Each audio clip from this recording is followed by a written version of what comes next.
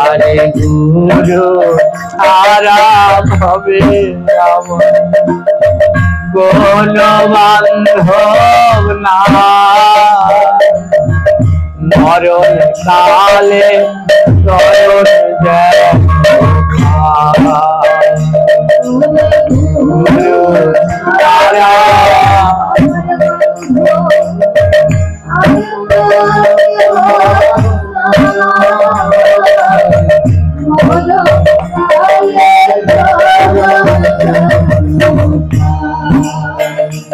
দয়াল গুরু দয়াল গুরু গো মরণ কালে শরণ যায়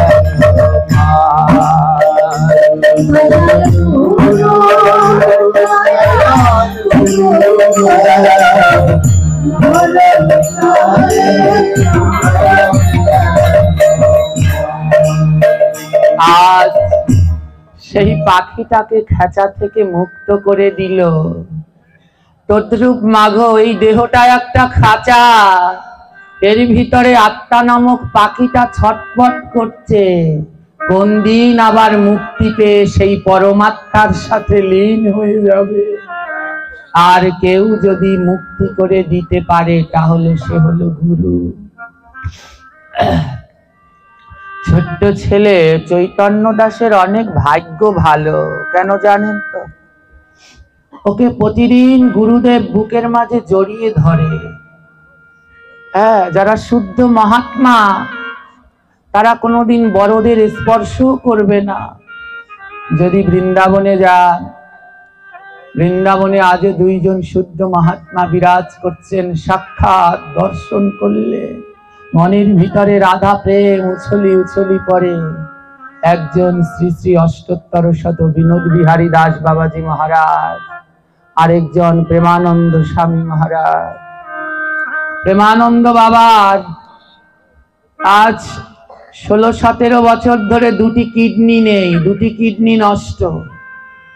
হাজার হাজার মানুষ তাকে কিডনি দিতে চায়, নেয় না। তাকে দর্শন করতে হলে সেই রাত্র 9টা-10টার সময় সবাই লাইন দিয়ে বৃন্দাবনের পথে দাঁড়িয়ে পড়ে, বের হয় না। রাত্র 3:30টার সময় ব্রজ পরিক্রমায় বের হয়, দেখবেন মোবাইলে দেখা যায়। 3:30টার সময় বের হয়, সবাই ফুল দিয়ে রাস্তাগুলো সাজিয়ে রাখে। কত বড় বড় সাধু গুরু মহারাজ এসে দাঁড়িয়ে থাকে তাকে এক নজর দেখবে বলে। আরেকজন বর্ষনায় রাধারানীর জন্মস্থানে বিনোদ বাবা। কি নিষ্ঠা, কি ভজন নিষ্ঠা, না দর্শন করলে এদের বুঝতে পারবেন না এরা কত বড় মহামানব। দুঃখের বিষয় আজও আমরা তাদের চিনতে পারলাম না, আমরা সেই কুয়োর মধ্যেই রয়ে গেলাম। তারা কি শিক্ষা দিচ্ছে জগৎজিৎকে, একবারও চোখ মেলে আমরা সেই জ্ঞান লাভের দিকে গেলাম না। জানেন, হাজার হাজার মানুষ, হাজার কি লক্ষ লক্ষ মোবাইল থাকলে এখনই একটু সার্চ দিন, দেখবেন সারা বিশ্ব চেনে। কত বড় বড় ধনীরা ধন নিয়ে অপেক্ষা করছে, নেন না বাবা, স্পর্শ করে না। কিছুদিন আগে চলে গেছে আরেক বাবা, নাম তার সিয়ারাম বাবা, দেখেছেন? কঙ্কাল সার হয়ে গিয়েছিল দেহটা, বৃদ্ধ, 128 বছর বেঁচে ছিল। সিয়ারাম বাবা নর্মদা নদীর তীরে বাস করত। এরা হলো সাধু। কাদের সাধু বলছেন? কাদের দিয়ে বৈষ্ণব, কাদের বৈষ্ণব বলছেন? কাদের বৈষ্ণব সেবা বলছেন? সিয়ারাম বাবা এমন সাধক, এই যে 1 মাস হলো দেহ রেখেছে, ভগবানের আরতি করত, হাতে প্রদীপ নিত, কোনো জ্বালাতো না। জয় রাম শ্রীরাম বলে যেই প্রদীপ ঘুরাতো, অমনি অমনি প্রদীপ জ্বলে উঠত।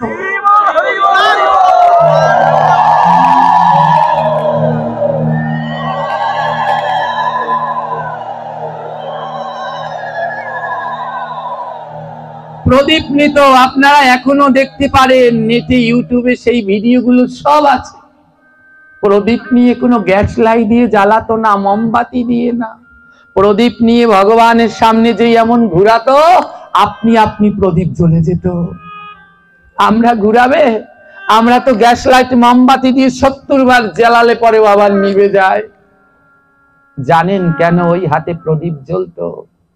সিয়ারাম বাবার আশ্রমে প্রতিদিন শত শত ভক্ত প্রসাদ পেত, শত শত ভক্ত প্রসাদ পেত তার আশ্রমে। কিন্তু তার জীবনের নিষ্ঠা ছিল নির্লোভ, তার কোনো লোভ ছিল না। কেউ যদি তাকে 100 টাকা দিত, তাকে 90 টাকা ফেরত দিত, 10 টাকা নিত। তিনি জীবনে কারো কাছ থেকে 10 টাকার বেশি দক্ষিণা নেয়নি। আছে এই যুগে পাবেন?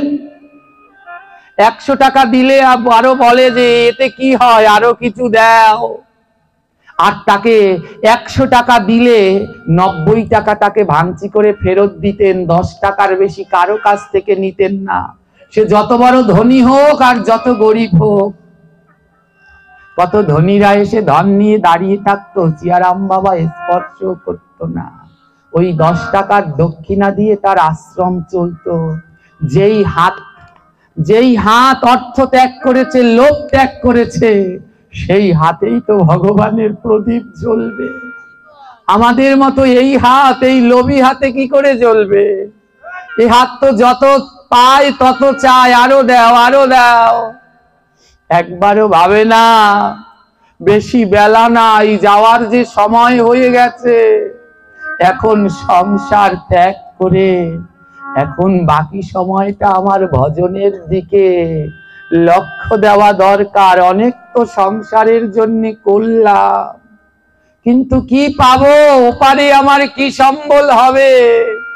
এখন সিন্ধুকের চাবি রেখে ওই হাতে জপমালা, সারাদিন জপমালা থাকা দরকার, নইলে যে আমাদের বড় দেরি হয়ে যাবে মাগো। এখনো যারা মালা জপ করেন না, কেউ দেরি করবেন না। দীক্ষা শিক্ষা পরের কথা, সবাই জপ করবেন। নাম ছাড়া কোনো গতি নাই। কার কোন দিন চলে আসবে জানি না, আসলে কিন্তু যেতে হবেই হবে।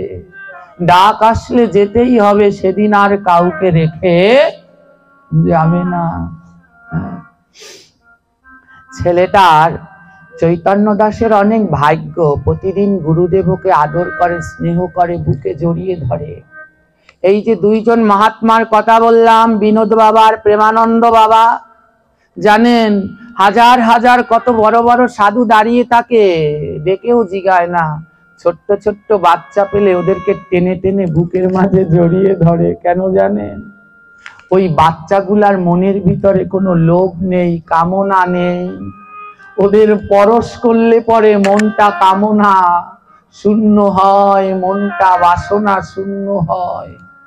ওদের থেকে পরম পবিত্র আর কিছু নেই। ছোট্ট ছেলেটাকে বুকের মাঝে জড়িয়ে ধরে প্রতিদিন ওই বাবা গুরু মহারাজ সিদ্ধ বাবা প্রতিদিন ভাগবত পাঠের পরে, ছেলেটার বয়স এখন 7 বছর, চৈতন্য দাসের বয়স 7 বছর, প্রতিদিন ছেলেটাকে বুকের মাঝে জড়িয়ে ধরে বাবা পরশ করে। একদিন চৈতন্য দাস ঘরে গিয়ে দেখে তার মা বসে বসে কাঁদছে। চৈতন্য দাস তার মাকে বড় ভালোবাসতো, মাকে ছাড়া কিছু বুঝতো না। জীবনে তো বাবার স্নেহ পায়নি, মায়ের কাছেই বড় হয়েছে। মা না খাইয়ে দিলে খেতে পারে না, মা ঘুম না পারলে সে ঘুমাতে পারে না, এত ভালোবাসে মাকে। একদিন ঘরের ভিতরে গিয়ে দেখে মা কাঁদছে। ছোট্ট চৈতন্য দাস জিজ্ঞেস করলেন, মা তুমি কাঁদছো কেন? তোমার কিসের কষ্ট? তোমার কিসের দুঃখ? তোমার নয়নে জল কেন? ছোট্ট চৈতন্য দাস বলছে, জানিস বাবা, আমার জীবনে কোনো কষ্ট নেই, কোনো দুঃখ নেই, শুধু একটা পাওয়া আছে। বলে কি? তোকে দেখলে আমার অনেক হিংসে হয়। মা ছেলেকে বলছে, তোকে দেখলে আমার অনেক হিংসে হয়। ছেলে বলছে, কেন মা?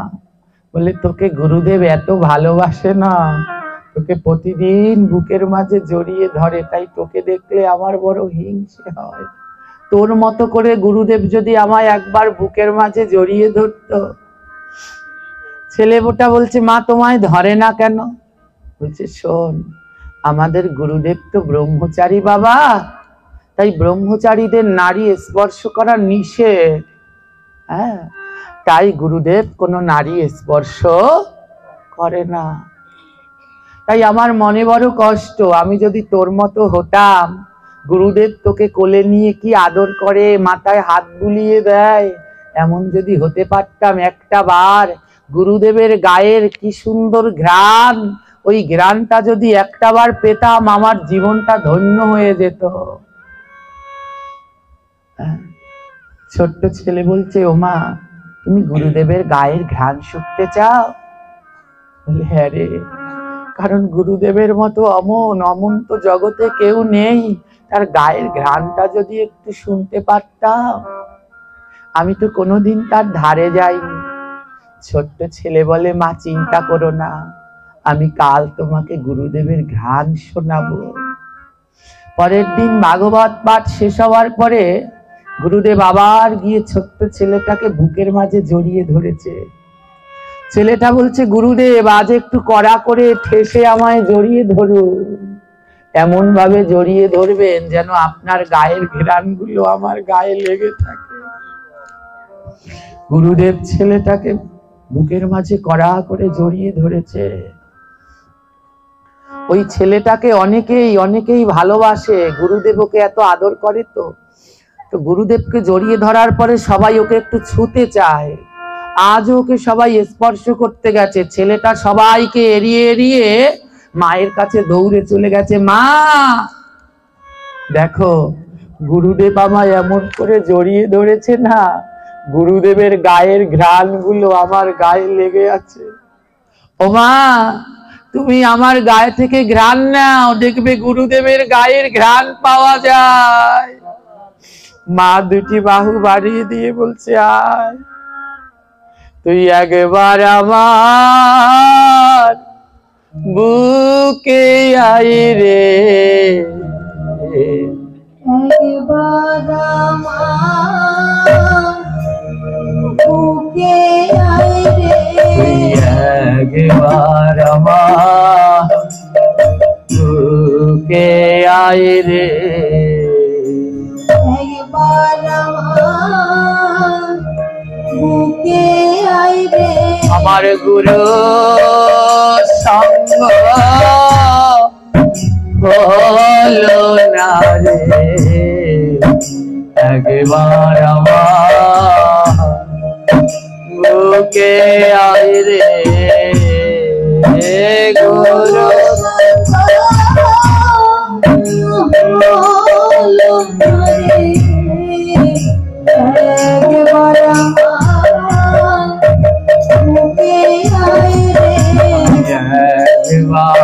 একবার ভক্তে সঙ্গ করি,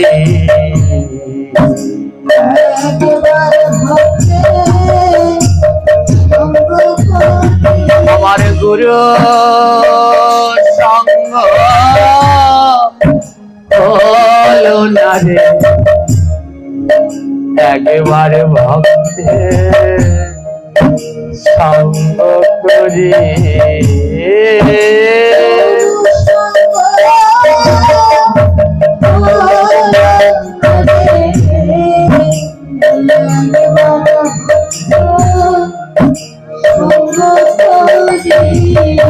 ভক্তের অঙ্গে দেব অঙ্গ,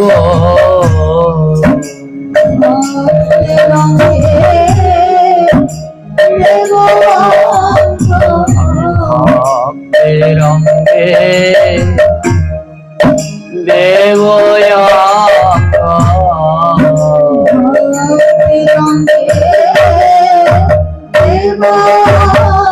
আরে করে মধু ভক্ত ভক্তের অঙ্গে দেব অঙ্গ,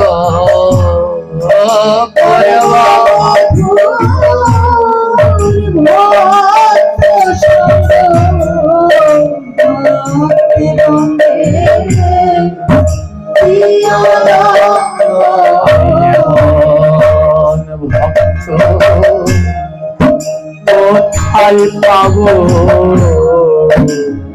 এমন ভক্ত কোথায় পাবো? এমন ভক্ত কোথায় পাবো?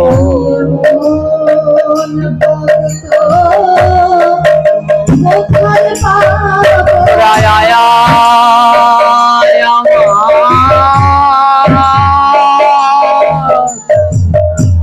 বুকে আয় রে, আমি এমন ভক্ত কোথায় পাবো?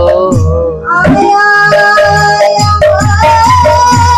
আমার বুকে আয় রে,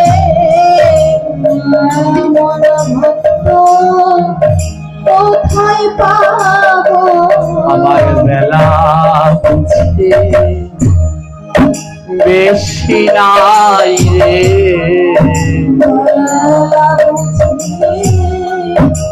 বেশি নাই রে, আমার মনে বলে চলে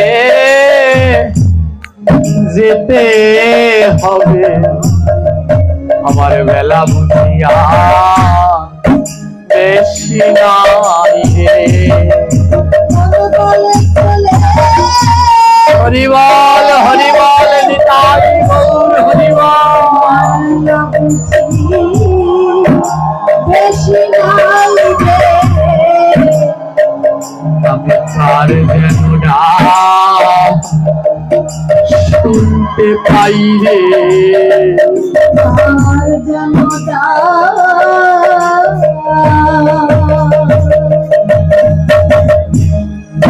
শুনতে পাই রে, কার যেন নাম শুনতে পাই রে, আর যেন শুনতে পাই রে, আমার মনে বলে আমার বেলা নাই রে, আমি কার যেন নাম শুনতে পাই রে। মন বলে গৌর হরিবল হরিবল। শুনতে পাই রে, আমার মনে বলে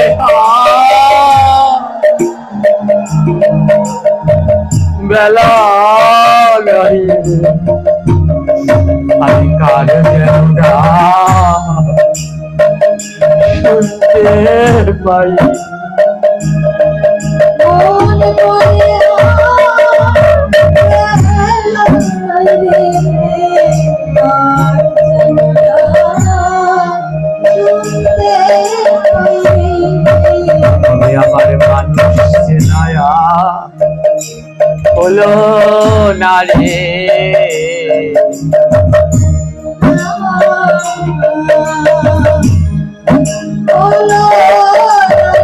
তবে মানুষ চেনায়া হলো না রে,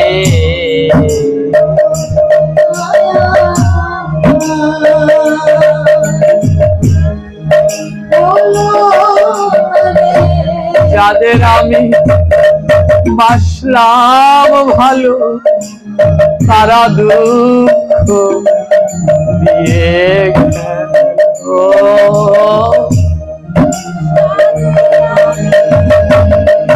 বাসলাম তারা দুঃখ, আমার মনে বলে বেলা নাই রে,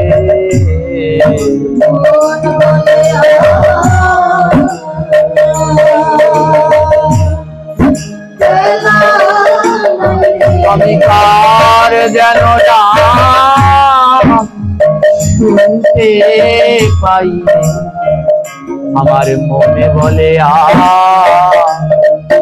বেলা নাই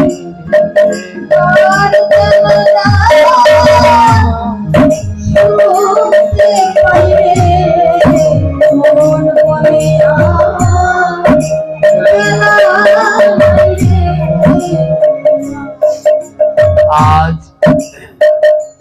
এমন ভক্ত সন্তান যে মায়ের আছে, সেই মায়ের জীবন ধন্য। আর এমন ভক্ত মা যে সন্তানের আছে, সেই সন্তানের জীবনও ধন্য। জয় নিতাই। আমি আমার মাকে নিয়ে বেশি আসরে পাঠ করার সুযোগ পাই না, কারণ আমার মা সব সময় বিভিন্ন কাজে ব্যস্ত থাকে। আশেপাশে পাঠ হলে শত কাজ থাকলেও সে পাঠ শুনতে আসে। কিন্তু আমি অনেক ভাগ্যবান জানেন, যে আমার এমন একটা মা আছে। আমার একটা মা না, আমার কিন্তু অনেকগুলো মা আছে।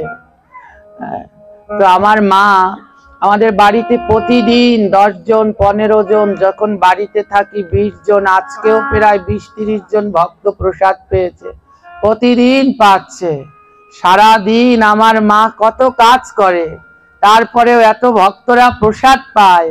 কিন্তু আমার এত আনন্দ যে আমার মার তাতে কোনো ক্লান্তি নেই। সারা দিন না খেয়ে থেকে ভক্তদের প্রসাদ পাওয়ার শেষ হলে তারপরে আমার মা কাকি তারা প্রসাদ পায়। তাই আমার অনেক জন্মের ভাগ্য ভালো, আমি এমন বাড়িতে জন্মগ্রহণ করেছি। আমার বাবা কাকা যেমন হোক, কিন্তু আমার মা, আমার 2 কাকি এমন ভক্ত, তারা সকাল থেকে জানেন যেদিনই বাড়িতে ভক্ত আসুক প্রসাদ পায় না, সবাইকে প্রসাদ পাওয়ানোর শেষে তারা প্রসাদ পায়। তাই অত্যন্ত ধন্য, এমন মায়ের গর্ভে যেন আমি জন্মে জন্মে আসি।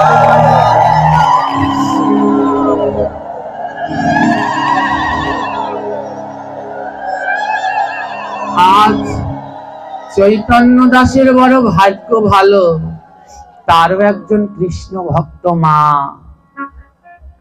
একদিন গুরুদেব ভাগবত পাঠ করছেন, পাঠে বলছেন, গুরু মাতা গুরু পিতা গুরু হনপতি, গুরু বিনা এ সংসারে নাহি আরো গতি।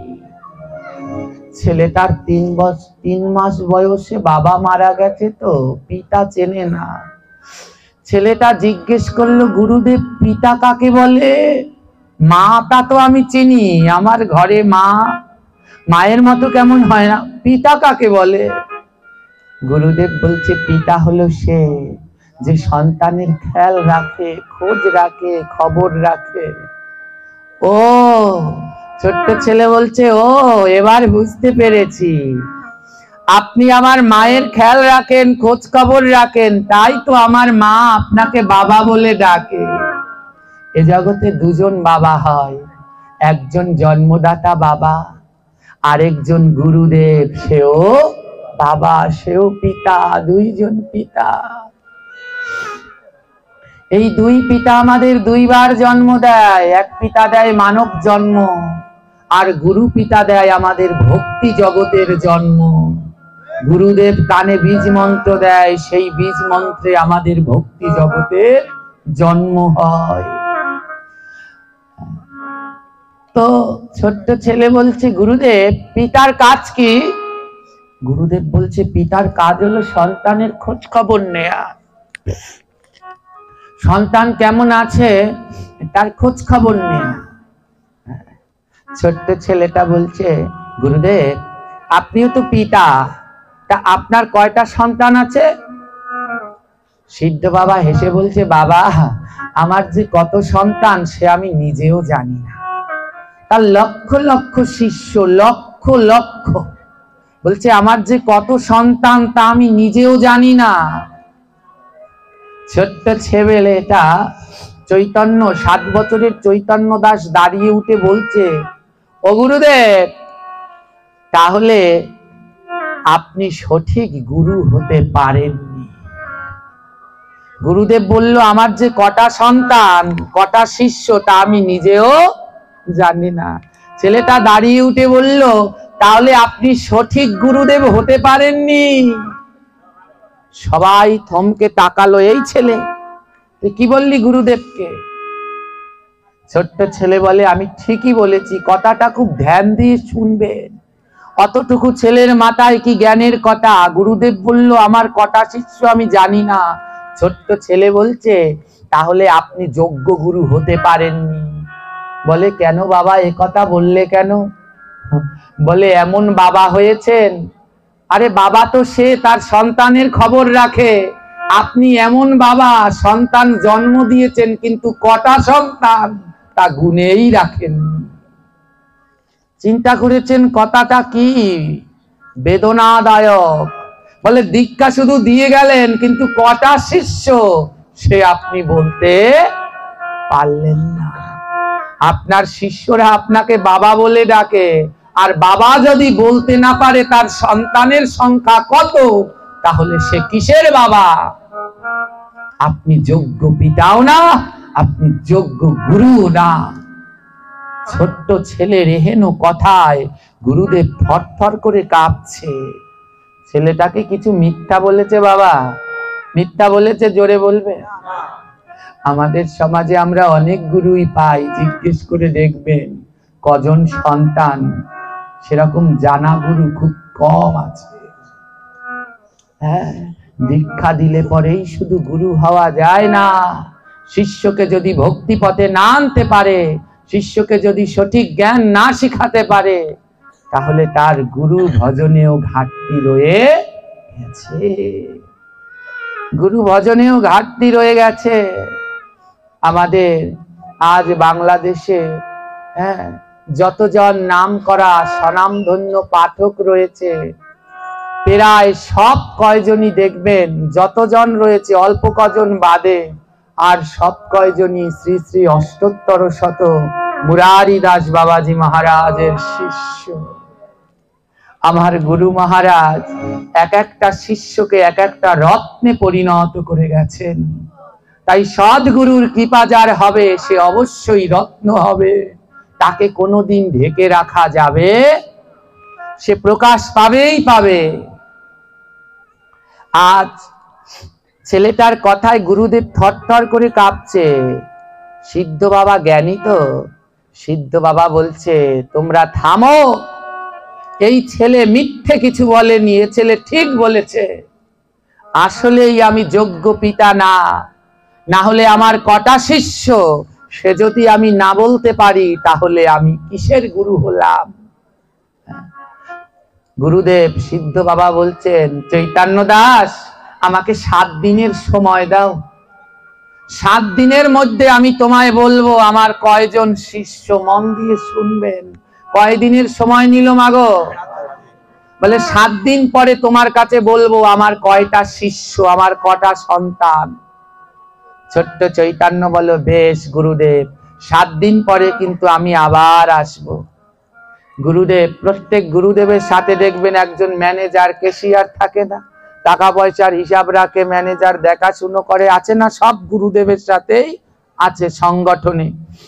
তো ওই গুরুদেবের সিদ্ধ বাবার যারা ম্যানেজার ক্যাশিয়ার আছে তাদেরকে ডেকে বলছে, শোনো, একটা কাজ করো, যেই যেই এলাকায় আমার শিষ্য আছে সমস্ত এলাকায় খবর দাও।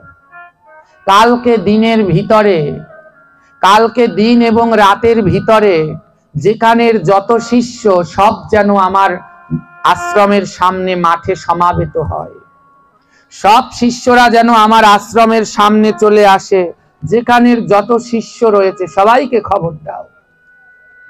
যেই কয়জন শিষ্য কাল আশ্রমের মাঠে আসবে সেই কয়জনকেই আমি শিষ্য বলে মানব, আর যেই কয়জন আসবে না তাদের আমি শিষ্য বলে মানব। তারা মন্ত্র দিলেও, তাদের আমি মন্ত্র দিলেও মানব না। বলে কেন? তারা গুরু বাক্য পালন করেনি। তাই যাও, যেখানে যতেক শিষ্য আছে সবাইকে খবর দাও। সমস্ত জায়গায় ম্যানেজার ক্যাশিয়ার খবর নিয়ে গেছে। গুরুদেবের আজ্ঞা, কালকে দিন এবং রাতের মধ্যে সবাইকে আসতে হবে গুরুদেবের আশ্রমের মাঠে। ম্যানেজারকে বলছে, ম্যানেজার, ওই গেটে ঢোকার পথে, আমরা যেখান থেকে আসলাম এই মন্দিরে আসার গেট, ম্যানেজারকে বলছে এই গেটের সামনে তুমি দাঁড়াবে, আমার একটা একটা শিষ্য আসবে, তুমি এক এক করে নাম লিখবে, গুনবে আমার কতজন শিষ্য মাঠের মধ্যে প্রবেশ করলো। তাহলে আমি ওই ছেলেটাকে বলতে পারবো আমার কয়টা শিষ্য। সারা দিন সারা রাত ধরে হাজার হাজার লক্ষ লক্ষ শিষ্যের সমাগম, ম্যানেজার একজন একজন করে নাম লিখছে। আস্তে আস্তে মাঠের ভিতরে শিষ্যের সংখ্যা হলো 10 লক্ষ। কয় লক্ষ শিষ্য এসেছে? 10 লক্ষ শিষ্য এসে উপস্থিত। এছাড়া যে আরো কত আসেনি তার কোনো গোনা বাঁচা। ম্যানেজার দিন রাত্র শেষে হিসাবের খাতাটা এনে গুরুদেবের কাছে দিয়েছে। গুরুদেব, একদিনে এখানে 10 লক্ষ শিষ্যের সমাগম হয়েছে। গুরুদেব বলছে 7 দিনের আগেই, আমি তো 7 দিন সময় নিয়েছি, 7 দিনের আগেই ওই ছেলেটাকে আজ আমি বলতে পারবো আমার সন্তান হলো 10 লক্ষ। কয় লক্ষ? কয় লক্ষকে মন্ত্র দিয়েছে? চিন্তা করুন কেমন গুরু সে, 10 লক্ষকে মন্ত্র দিয়েছে। চারটিখানি কথা নয়। এর জন্য ভক্তমাল চরিত্রে এই চরিত্র কথাগুলো আছে। হ্যাঁ, গ্রন্থে এই চরিত্র কথাগুলো অপূর্ব মধুর। তাই বলছে মনে যদি থাকে গন্ডগোল তাহলে পর গিয়ে, মনে যদি থাকে গোলমাল তাহলে পর গিয়ে ভক্তমাল। ওই যে কালকে বলেছিলাম শ্রাদ্ধের কথাটা, ওটা ভক্তমাল।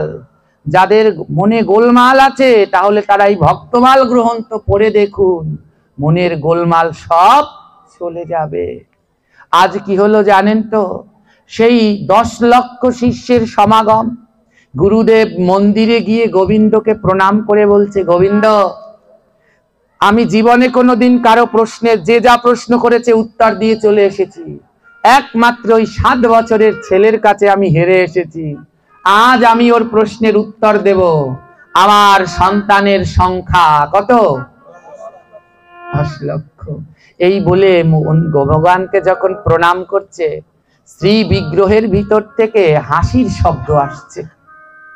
কে যেন হা হা করে হাসছে। গুরুদেব চারদিকে তাকিয়ে দেখে, কে হাসে, কে হাসে? বিগ্রহের ভিতর থেকে ভগবান বলছে, আমি হাসছি। গুরুদেব বলছে, প্রভু তুমি হাসছো? বলছে, হ্যাঁ, তোর কথা শুনে হাসছি। গুরুদেব বলছে, কি কথা শুনে তোমার হাসি পাচ্ছে ভগবান? বলছে, এই যে তুই বললি তোর সন্তান 10 লক্ষ, তুই কি জানিস তোর সন্তান 10 লক্ষ? বলে, গুরুদেব আমি তো গুনেছি। বলে, গুনলেই শিষ্য হয় না। দীক্ষা দিলে আর গুনলেই শিষ্য হয় না। বলে, তাহলে কি করতে হবে? ভগবান বলল, শোন সিদ্ধ, শোন সিদ্ধ বাবা, তুই কি জানিস আসছে 7 দিন পরে তোর গায়ে কুষ্ঠ ব্যাধি হবে। ভগবান বললেন, আর 7 দিন পরে তোর গায়ে একটা রোগ হবে। কি রোগ? যা 1 লক্ষ শিষ্য, 10 লক্ষ শিষ্য তোর মাঠের মধ্যে বসে আছে, ওখানে গিয়ে বলবি আগামী 7 দিন পরে তোর কুষ্ঠ রোগ হবে। তাহলে তুই বুঝতে পারবি কজন তোর শিষ্য। ভগবান শিখিয়ে দিলেন। গুরুদেব ব্যাসাসনে এসে বললেন, হে আমার শিষ্যগণ, সন্তানগণ, তোমাদের কেন ডেকেছি জানো? কারণ আগামী 7 দিন পরে আমার সারা গায়ে কুষ্ঠব্যাধি দেখা দেবে। 10 লক্ষ শিষ্য যেই এই কথা শুনেছে না, কানাকানি শুরু করেছে। একজন আরেকজনকে বলছে, গুরুদেবের কুষ্ঠ হবে, তাহলে এ গুরু সদ্গুরু না। গুরুদেবের আবার রোগ ব্যাধি কি? কানাকানি শুরু করে দিয়েছে। গুরুদেবের আবার কিসের রোগ? গুরুদেবের আবার রোগ হলে সে কি সদ্গুরু? কানাকানি শুরু করে দিয়েছে। 10 লক্ষের ভিতরে 5 লক্ষ শিষ্যের মন চঞ্চল হয়ে তারা রওনা দিয়েছে, আমরা ভুল করেছি। গুরুদেবের যদি কুষ্ঠরোগ হয় মহাপাপী। তার মানে এ গুরু সদ্গুরু। 5 লক্ষ শিষ্য উঠে চলে গেল। গুরুদেব বুঝতে পেরেছে, তার মানে আমার সন্তান হলো কয় লক্ষ আছে। এর জন্যই ভগবান হেসেছিল। পরের দিন ভগবানকে প্রণাম করে বলছে, প্রভু আমি বুঝতে পেরেছি তুমি হাসছিলে কেন। ওই 5 লক্ষ আমায় বিশ্বাস করে না, তাই তো আমাকে ছেড়ে চলে গেল। তবে আজ আমি ছেলেটাকে বলবো, আমার সন্তানের সংখ্যা 5 লক্ষ। ভগবান বলছে দাঁড়া, আজ ব্যাসাসনে গিয়ে বলবি এই 5 লক্ষের ভিতরে কয়জন তোর সেবা করতে চায়, তাহলেই জানতে পারবি তোর আসল শিষ্য কত।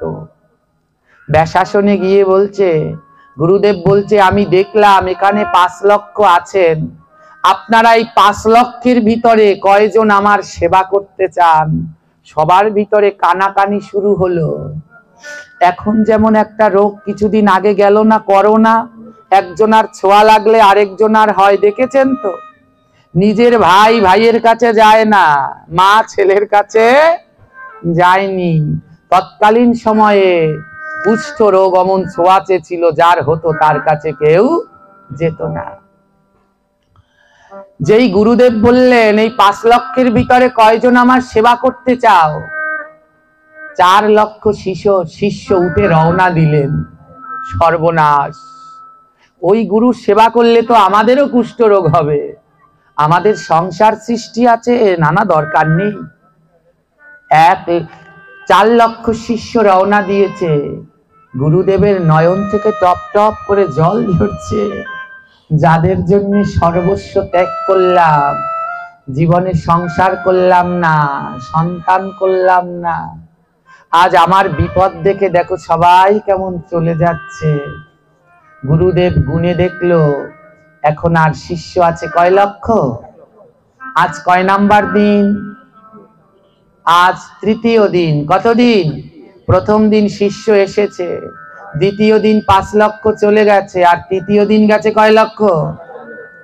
4 নাম্বার দিন গুরুদেব ভগবানকে প্রণাম করে বলছে, ভগবান আমি পেয়েছি, 1 লক্ষ শিষ্য আমার সেবা করতে চায়, তার মানে ওই 1 লক্ষ আমার সন্তান। বিগ্রহ থেকে ভগবান বলছে, শোন, আজ 4র্থ দিন ব্যাসাসনে গিয়ে বলবি এই 1 লক্ষের ভিতরে যারা আমার সেবা করবে তাদের কুষ্ঠ রোগ অনিবার্য। গুরুদেব ব্যাসাসনে গিয়ে বললেন, হে আমার 1 লক্ষ শিষ্য, তোমরা তো আমার সেবা করতে চাও, আমি জানতে পেরেছি যারা আমার সেবা করবে তাদের কুষ্ঠ রোগ অনিবার্য হবেই হবে। যেই এই কথা শুনেছে না, সব উঠে উঠে রওনা দিচ্ছে। যেতে যেতে আসরে 1000 শিষ্য আছে। কয় হাজার? কয় নাম্বার দিন? 4 নাম্বার দিনে 10 লক্ষ থেকে কমে শিষ্য সংখ্যা হলো 5 নাম্বার দিন। গুরুদেব ভগবানকে প্রণাম করে বলছে, গুরুদেব পেয়েছি, আমার প্রকৃত শিষ্য 1000। আজকে ক নাম্বার দিন? হ্যাঁ, 5 নাম্বার দিন। 5 নাম্বার দিন আজ। 5 নাম্বার দিনে বলছে আমার 1000 শিষ্য। 5 নাম্বার দিনে ভগবান বলছে, যা আজ ব্যাসাসনে গিয়ে বলবি ওই 1000 জনার ভিতরে যারা তোর সেবা করতে চায় তাদেরকে গিয়ে বলবি তোমাদের গায়ে যদি কুষ্ঠরোগ দেখা দেয়, তোমাদের কিন্তু কুষ্ঠরোগ হবেই হবে, তাতে কোনো ধরনের সন্দেহ নেই।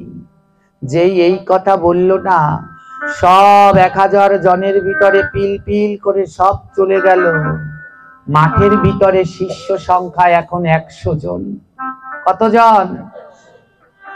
6 নাম্বার দিনে গুরুদেব এসে বলছে, ভগবান আমি সারাটা জীবন বোধহয় ভূতের খাটনি খাটলাম, আজ সব চলে গেছে, আমার প্রকৃত শিষ্য 100। ভগবান বলছে, না রে, আজ মাঠের মধ্যে গিয়ে বলবি এই 100 জন যারা আমার সেবা করতে যাও তাদের মৃত্যু অনিবার্য। আগামী 7 দিনের ভিতরে তোমরা মারা যাবে। এই 100 জনের ভিতরে যারা সেবা করবে কদিনের মধ্যে মরবে? 7 দিন। 6 নাম্বার দিন চলে গেছে। 7 নাম্বার দিন মাঠের ভিতরে এসে গুরুদেব ব্যাসাসনে বলছে 100 জন বসে আছে, এখন আছে কতজন? এসেছিল কয়জন? চিনতে পারলেন? এ মায়াময় পৃথিবীকে চিনতে পারলেন? যাদেরকে আপন ভেবে বসে আছেন, যেই দিন আপনারও এমন হবে, ওই কুষ্ঠতম ব্যাধি সেদিন আপনাকেও সবাই এক এক করে ছেড়ে চলে যাবে। এটাই এই সংসারের নিয়ম। তাই সময় থাকতে কৃষ্ণ ভজন ছাড়া আর গতি নাই। বৈষ্ণবের সেবা সাধু সঙ্গ ছাড়া আর কোনো গতি নাই। আজ গুরুদেব ব্যাসাসনে বসেছে 100 শিষ্য সামনে। গুরুদেব বলল, তোমরা যারা 100 শিষ্য আমার সেবা করতে চাও, ভগবান বলছে তোমরা 7 দিনের ভিতরে মারা যাবে। যেই এই কথা শুনেছে না, 100 শিষ্য সবাই মাঠ ছেড়ে চলে গেল। গুরুদেব তাকিয়ে দেখে মাঠের ভিতরে একজনও নেই। মাঠের শেষ প্রান্তে সেই মা দৈববতী তার ছেলেকে নিয়ে বসে আছে। 10 লক্ষ সবাই চলে গেছে, কেউ নাই। গুরুদেব ডাকছে, দৈববতী এদিকে আয় মা। তুই কি শুনতে পাসনি? তুই কি শুনতে পাসনি? ভগবান বলেছে যে আমার সেবা করবে আগামী 7 দিনের মধ্যে মারা যাবে। তুই এখনো গেলি না কেন? দৈববতী বলছে, গুরুদেব যদি গুরু সেবা করে মরে যাওয়া যায় তাহলে আমি 1000 বার মরার জন্য প্রস্তুত। যদি গুরু সেবা করে হয় আমার মরণ, এই বিশ্বব্রহ্মাণ্ড জানিবে ধন্য আমার জীবন। গুরুদেব যদি গুরু সেবা করে আমার মরণ হয়, ব্রহ্মাণ্ড জানবে আমার জীবন ধন্য। আমি যাব না গুরুদেব, আমি আপনার সেবার জন্য এই আশ্রমে থাকব। ছোট্ট ছেলে চৈতন্য দাসকে ডাক দিয়ে বলছে, চৈতন্য দাস এদিকে আসো। চৈতন্য দাস বলছে, গুরুদেব তুমি না জানতে চেয়েছিলে আমার শিষ্য কয়জন, আমার সন্তান কয়জন? আমি তোমাকে বলেছিলাম 7 নাম্বার দিনে বলবো। আজ সেই 7ম দিন। তুমি শুনে যাও, আমার সন্তান একজন, সে হলো তোমার মা দৈববতী, যে আমার বিপদের দিনেও আমায় ছেড়ে যায়নি।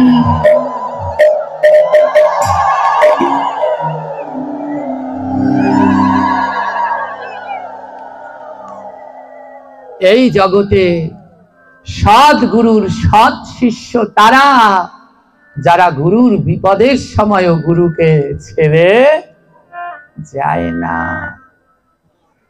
আজ বলল, ছোট্ট ছেলেকে ডেকে বলল, আমার শিষ্য হলো শুধুমাত্র একজন, সে তোমার মা। সবাই চলে গেছে, শুধু তোমার মা আমার সেবার জন্য রয়ে গেছে। মা দৈববতী কাঁদছে, ছোট্ট ছেলেটা কাঁদছে, গুরুদেবও কাঁদছে। গুরুদেব বলছে, দৈববতী তুমি তো জানো আজ অবধি আমার মুখের কথা মিথ্যে হয়নি। আমি যখন বলেছি 7 দিন পরে আমার কুষ্ঠ হবে, তার মানে আমার কুষ্ঠ রোগ হবে। তাই মারে এত শিষ্য করেছি সারা জীবন ধরে, এত শিষ্য, কিন্তু আজ আমার যাবার বেলায় আমার পাশে কেউ নাই। শুদ্ধ মহাজন এখানে ব্যাখ্যা দিচ্ছেন যে সন্তান, যে পুত্র পরিজনের জন্য এত টাকা পয়সা অর্থ সম্পদ জমা করছেন, এত অর্থ সম্পদ টাকা পয়সা জমা করছেন, যেদিন আপনি আর তাদের জন্য খাটতে পারবেন না, তখন এদের কাউকে আপনার পাশে খুঁজে পাবেন না। তাই যাকে খুঁজে পাবেন সে হলো গুরু আর গোবিন্দ। তাই সময় থাকতে গুরু গোবিন্দ বৈষ্ণবের শরণ নিন। গুরু গোবিন্দ বৈষ্ণব বিনা আর নাই গতি, সদা সর্বদা এই তিন চরণে রেখে যাও মতি। গুরু গোবিন্দ বৈষ্ণব এই তিন ছাড়া নাই আর গতি, এই তিন চরণে সদা সর্বদা রেখে যাও মতি। সিদ্ধ বাবা বলছে, দৈববতীকে বলছে, দৈববতী আমি আর এই আশ্রমে থাকবো না। ও মা, এই আশ্রম আমি তোকে দিয়ে গেলাম, তুই তোর ছেলেকে নিয়ে এই আশ্রমে থাক। দৈববতী বলছে, গুরুদেব আপনি কোথায় যাবেন? গুরুদেব বলে, আমার গায়ে তো কুষ্ঠ হয়েছে। তৎকালীন সময়ে যাদের কোনো রোগ ব্যাধি হলে সারতো না, তাদের কাশিতে নিয়ে ফেলে রাখতো। কাশিতে বিরাজ করছে বৈদ্যনাথ, বৈদ্য মানে ওঝা, ভোলানাথ, কাশী ধামে নিয়ে তাদের ফেলে রেখে আসতো। গুরুদেব বলছে, আমি কাশী ধামে যাব, আমার বাকি জীবনটা ওখানে বৈদ্যনাথের চরণে কাটিয়ে দেব। আর তো 7 দিন আছে আয়ু। আয়ু কদিন আছে? আমাদের আয়ু কয়দিন? কি ভাবছেন 80, 90, 100 বছর বাঁচবেন? আমাদের আয়ু 7 দিন। শনি, রবি, সোম, মঙ্গল, বুধ, বৃহস্পতি, শুক্র, এই 7 দিনের মধ্যে যে কোনো একদিন আমাদের মরতে হবে। এর বাইরে গিয়ে মরতে পারবেন?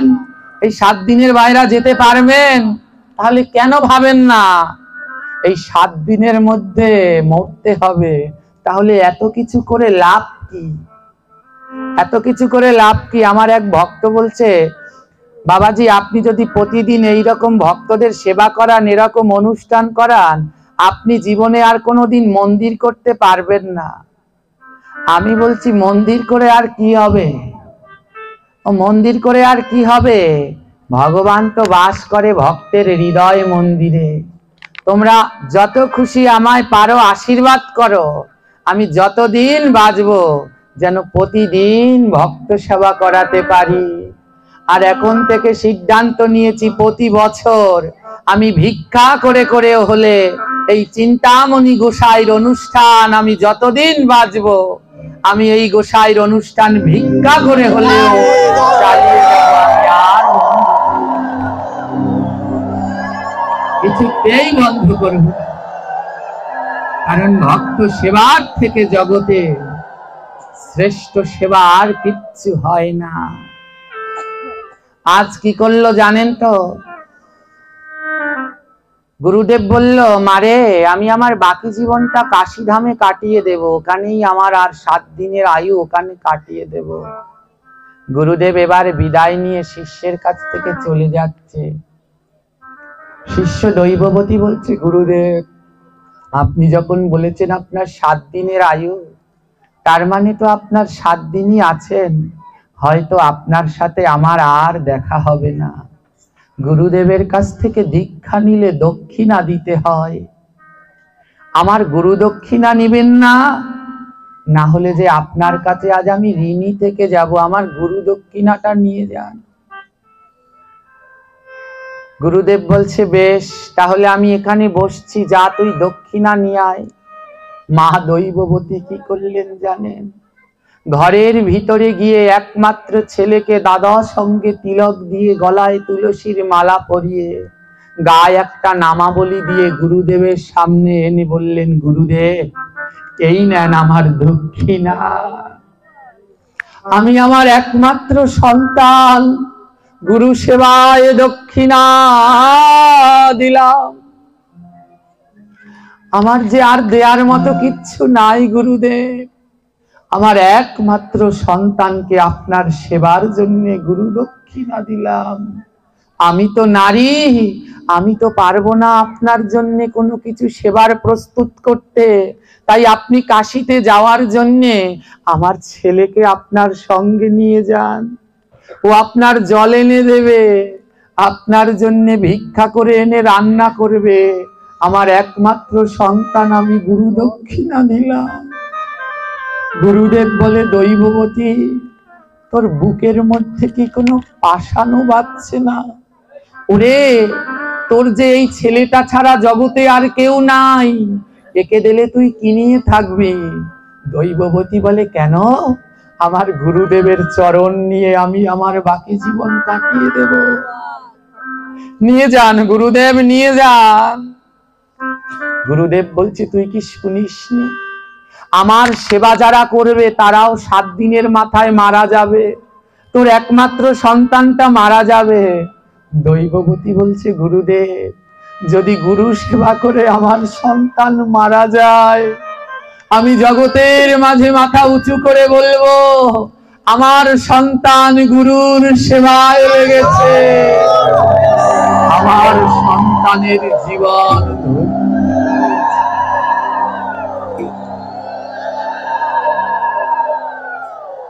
আজ একমাত্র সন্তানকে দিলেন গুরু দক্ষিণা।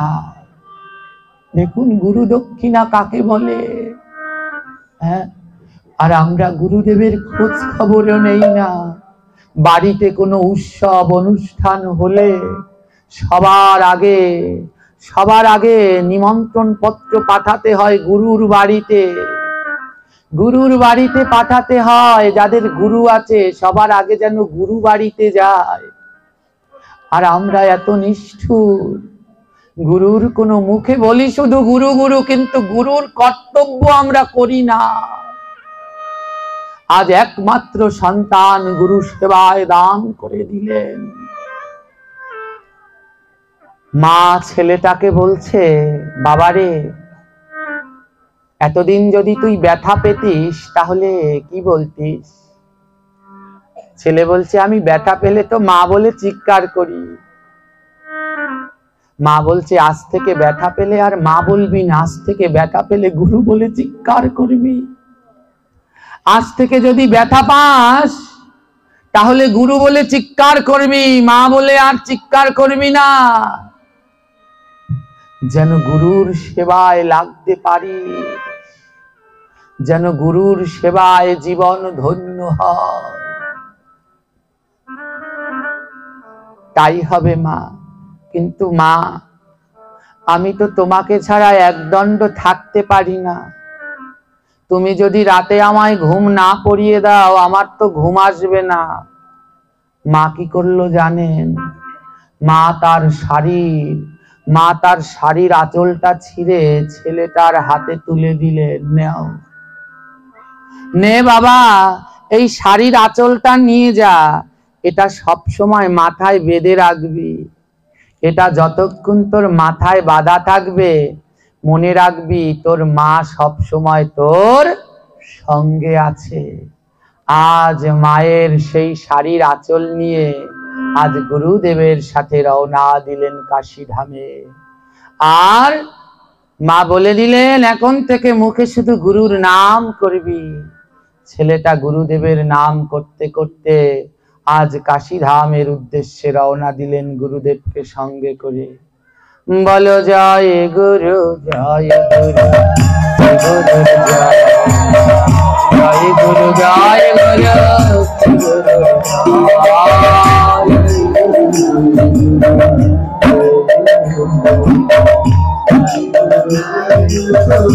সবাই বলবেন জয় গুরু, জয় গুরু, গুরু জয়, জয় গুরু, জয় গুরু, গুরু জয়।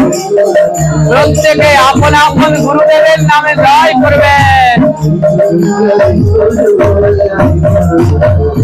গুরু মাতা, গুরু পিতা, গুরু বিশ্বমা,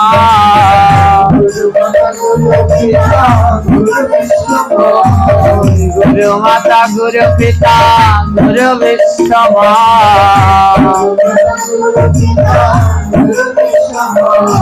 মদন ভরিয়া বলো শ্রী গুরু জয়,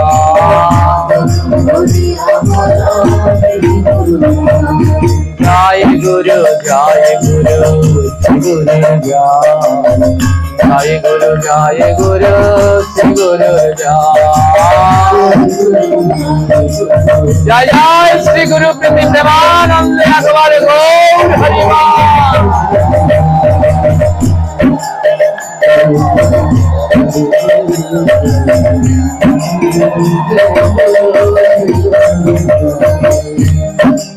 গুরুর ব্রহ্মা গুরুর বিষ্ণু গুরুর বিষ্ণুময়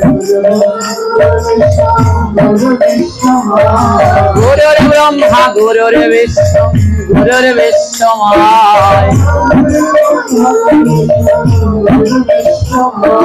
দুই বাহু তুলিয়া বলো গুরুর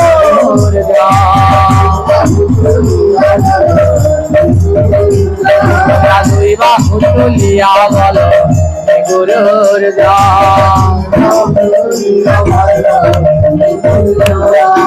জয় গুরু জয় গুরু গুরুর জয় গুরু জয় গুরু গুরুর হরি বল হরি বল। আরে গুরু ভক্তি গুরু মুক্তি গুরু বিশ্বময় গুরু ভক্তি গুরু মুক্তি গুরু বিশ্বময় মদন ভরিয়া বল গুরুর জয় বদন ভরিয়া বল গুরুর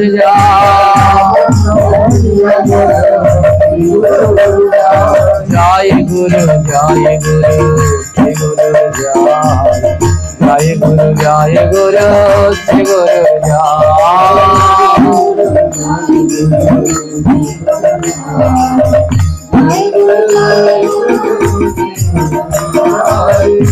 আজ গুরুদেবের নাম করতে করতে শিষ্য চৈতন্য দাস আর গুরুদেব সিদ্ধ বাবা পৌঁছে গেলেন কাশী ধামে। কোন ধামে চলে গেলেন?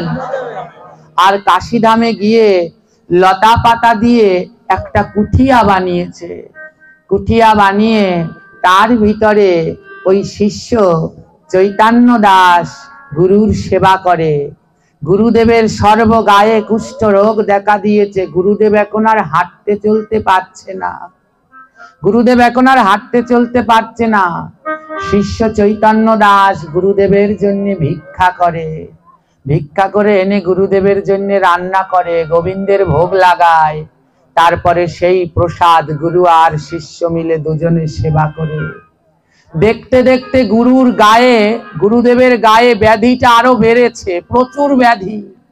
গুরুদেবের যন্ত্রণা দেখে ছেলেটা থাকতে পারলো না। পাশের গ্রামে একটা বৈদ্য ছিল, বৈদ্যর কাছে চলে গেছে। বৈদ্যর কাছে গিয়ে বলছে, ও বৈদ্য, আমার গুরুদেবের বড় যন্ত্রণা হচ্ছে, তুমি একটু চিকিৎসা করবে। বৈদ্য বলে, তোর কাছে কড়ি আছে? আমি টাকা ছাড়া কোনো চিকিৎসা করি না।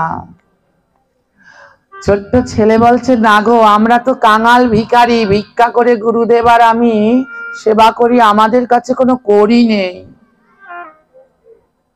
ছেলেটা গুরুদেব কবিরাজ বলছে, করি টাকা ছাড়া আমি চিকিৎসা করি না। তা দামি কিছু আছে? কোনো পিতলের থালা গেলাস তামাকাশা ওদেলেও করবো, আছে? ছেলেটা বলছে, ও নেই। একটা মাটির পাত্রে রান্না করি, কলা পাতায় করে খাই। ও, তা দামি কিছু আছে? একটা দামি কিছু দে, তাহলে তোর গুরুদেবের চিকিৎসা করব। ছেলেটা বলছে, দামি কি দেওয়া যায়? মাথার উপরে একটা জিনিস বাঁধা আছে, মনে আছে কি বাঁধা আছে? ছেলেটা কি করলো, সেই মায়ের আঁচলটা খুলে কবিরাজকে দিল। কবিরাজ, এই না। কবিরাজ বলল, আরে একটা ছেঁড়া তেনা দিলি, চাইলাম একটা দামি জিনিস আর দিলি একটা ছেঁড়া তেনা। ছোট্ট ছেলেটা বলছে, এটার থেকে দামি জিনিস আর আমার কাছে কিচ্ছু নেই। মায়ের আঁচলের থেকে দামি জিনিস জগতে আর কিচ্ছু নেই। আছে কি? একটা গান আছে জানেন? ওর কথাগুলো আমার এত ভালো লাগে। আমি চাঁদ থেকে বলি তুমি সুন্দর নাও, আমার মায়ের মতো। চাঁদকে বলি তুমি সুন্দর, আমার মায়ের মতো আমি চাঁদকে বলি তুমি সুন্দর নাও আমার মায়ের মতো।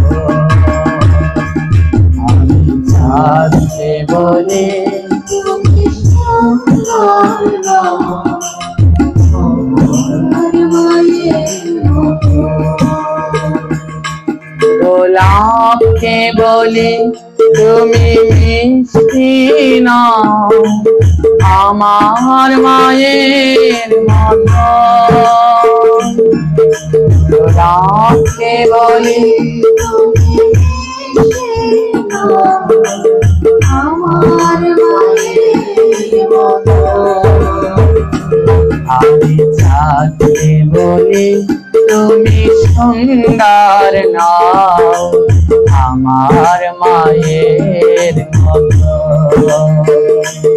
আমি চাঁদকে বলি সুন্দর নাও আমার মায়ের মতো হে মাঝে আমার সবার সেরা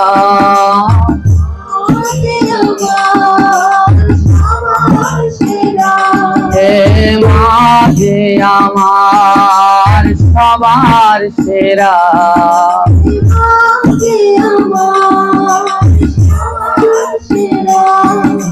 বিধাতার হাতে তৈরি করা চাঁদকে বলি তুমি সুন্দর নাও আমার মায়ের মতো। চাঁদকে বলি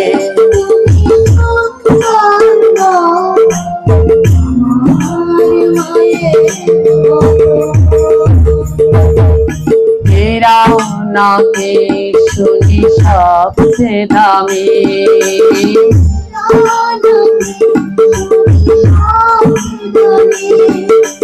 সারাক্ষণ করে ভালো তাহার থেকেও অধিক দামি আমার মায়ের হীরা নাকি শুনি সব সারাক্ষণ করে ভালো তাহার থেকেও অধিক দামি আমার মায়ের চাঁদকে বলি তুমি সুন্দর নাও আমার মায়ের মতো। গোলাপকে বলি তুমি মিষ্টি নাও আমার মায়ের মতো।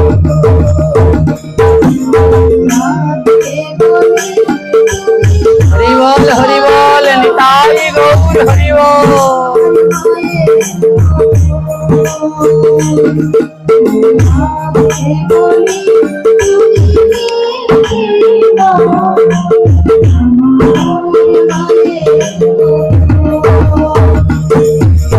এর ভিতরে একটা লাইন হলো হীরা নাকি শুনি সবচেয়ে দামি সারাক্ষণ করে ঝলমল তাহার থেকে অধিক দামি আমার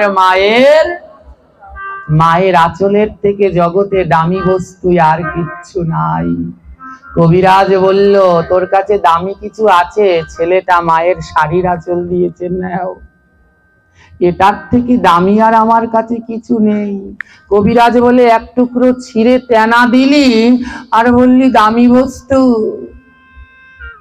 ছেলেটা বলে জানো এই ছেঁড়া তেনাটুকু আর অন্য কিছু না, এটা হলো আমার মায়ের শাড়ির আঁচল। যখন আমার খুব কষ্ট হয় তখন আমার মায়ের কথা বড় মনে পড়ে, আর এই আঁচলটাকে আমি বুকে জড়িয়ে ধরে আমার মায়ের গায়ের গন্ধ পাই। রাত্রবেলায় যখন ঘুম আসে না আমার মায়ের শাড়ির আঁচলটা মাথায় দেই, মনে হয় মা আমার মাথায় হাত বুলিয়ে দিচ্ছে, জানো কবিরাজ, এ জগতে মায়ের মতো আর কোনো বান্ধব নাই। কত বান্ধব তো কত ভালোবাসে, কিন্তু ভাবে মায়ের মতো করে এমন ভালো সন্তানকে কেউ বাসে না।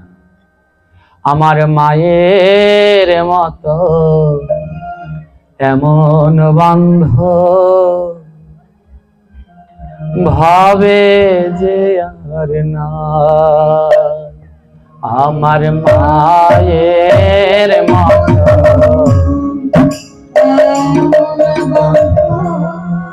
হবে যে আর না। আমার মায়ের মতো এমন বান্ধব ভাবে যে আর না। আমার মায়ের মতো